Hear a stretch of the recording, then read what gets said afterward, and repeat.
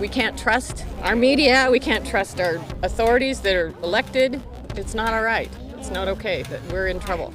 Outlaws, by definition, act outside of the law. Who would have guessed that our very own federal and state agencies would become those outlaws? He didn't die for nothing. His murder wasn't in vain. They will imprison you. They will kill you. Why? Because the government has to control the land. You control the land, you control the people. Freedom is important to not only these people here, but to thousands of others who couldn't make it here. I wanted to be here to hear personally from those who have been directly affected by what has happened here.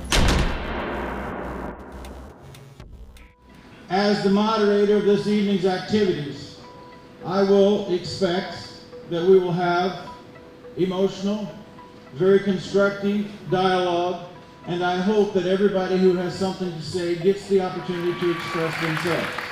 The courts here in Oregon first tried those who they considered were the leaders.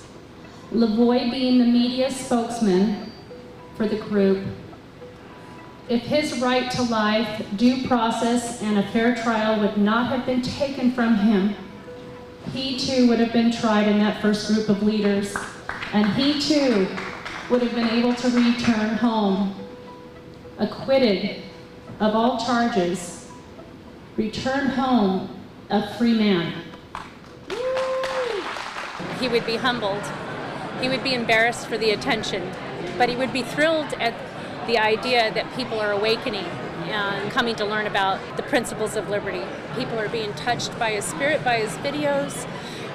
His message is resonating with people, and they're being awoken and moved to do more, driven.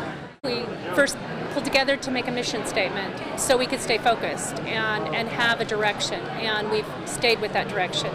Out of all 12 of my children, all 12 of them are actively engaged in one way or another in their own town, in their own sphere, and doing what they can. Of course, I have 5 brand new mothers, so we've had 5 new babies since LaVoy was killed, and so they're kind of busy right now, but they're still actively engaged. Thank you to the American people. Thank you for supporting our family in all the different ways that you have, with your love, with your gifts, coming tonight. And I wanted to say thank you to John Day for having us here, for the friends that I've made here.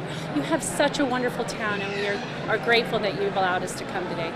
I have a statement that I'm going to read, and it's in reference to our wrongful death suit. Lawyers for the family have filed a notice of administrative claim with the United States government as a precursor to filing a federal civil rights lawsuit. This procedural requirement of first giving the FBI notice of our intent to sue them has caused a short delay in the actual filing of one collective lawsuit. While we could have filed our wrongful death lawsuit against the state of Oregon, it is more efficient to wait a short while longer to include the FBI in one lawsuit with all parties. As soon as the U.S. government denies our notice of administrative claim, which they customarily do, we will proceed with the filing of a single federal lawsuit combining all of the parties involved.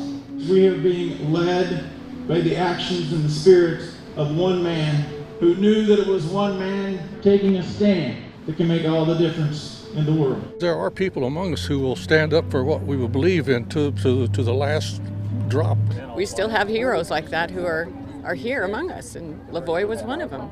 The Bundys are another. LaVoy planted a seed, and it's growing, and liberty is rising, and people are waking up and realizing that this cannot be, it's not sustainable for us. Education, that's what my dad was all about too. He was about educating and trying to help people understand true principles of liberty.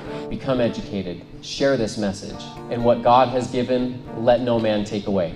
I'm so thankful, and I'm going to play it forward by making sure that our divinely inspired Constitution guarantees freedom for all of us.